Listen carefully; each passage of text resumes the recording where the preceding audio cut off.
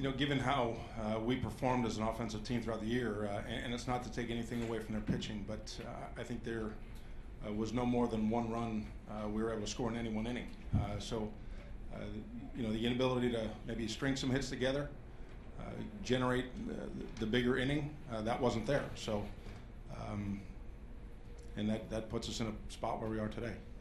Jason? John, can you just explain the thinking behind the pinch hitting for Benintendi and Brock earlier? Yeah, we're looking to match up as best we can. You know, Chris Young is brought in here for that very reason against good left-handed pitching. So we're looking to match up to get the best advantage we can. Who else? Peter again? John, do you feel like that your guys took too many strikes, and that, especially with Tomlin was pitching, that he was around the plate a lot? Yeah, there was some called strike threes with some fastballs late in the count. I thought he had a pretty good mix going with fastball, curveball, and his cutter. But you know, I think it goes back to some of the offensive inconsistencies throughout this series. Sometimes in game one we're over aggressive. This game, you know, we know we've got a command and control guy on the mound who's come into this game tonight having pitched extremely well. You know, again, the inability to string some hits together.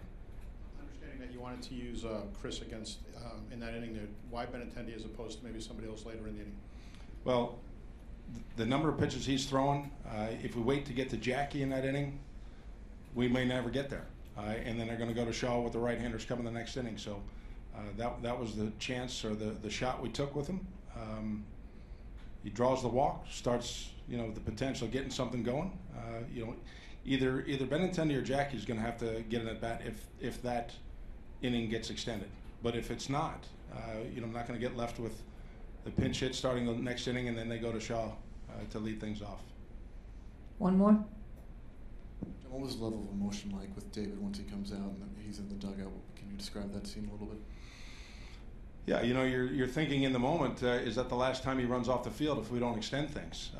And you know, the emotion at the time is we're 180 feet from tying that ball game up. So the game was still very much in the balance.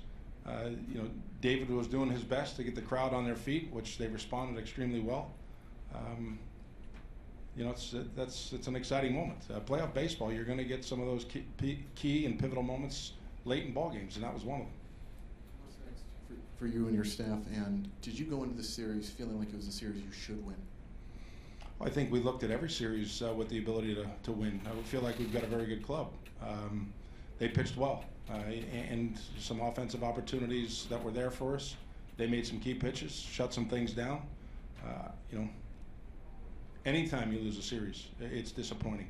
You know, you go along at about 100 miles an hour, and all of a sudden the last out is recorded, and it's like you hit the wall, and it stops abruptly, and that's what we feel right now.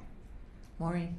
John, you had David up in some key spots tonight, and you've seen him get so many clutch hits for you guys over the years. How much were you thinking that he was in the right spot, right time?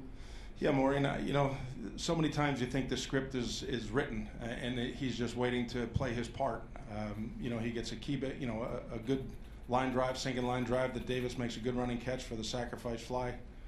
But I think there were a number of at-bats throughout these 3 games where he was in a pivotal moment. And I think the expectation for so many years with David is that there's going to be a big hit. And we were hopeful each time it was at the plate. Okay, last question. Peter? John, 2 things. Do you believe you'll be back next year? And if so, how much are you looking forward to managing this team with the talent that you have coming back? You know, Pete, I've not thought anything beyond today's game.